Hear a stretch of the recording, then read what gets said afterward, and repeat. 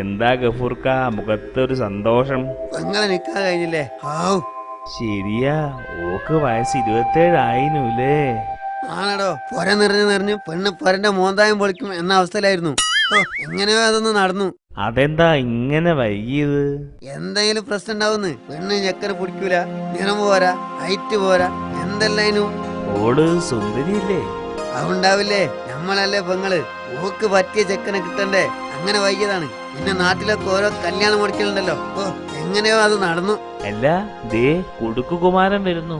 ഓനെ കണ്ടിട്ട് കുറച്ച് നാളായല്ലോ. 2 മാസായിട്ട് ഓൻ ബോംബെയിലായിരുന്നു. ഏതോ ഹോട്ടലില് പൊറോട്ട അടിയനും പണി. പിന്നെന്തു പറ്റി?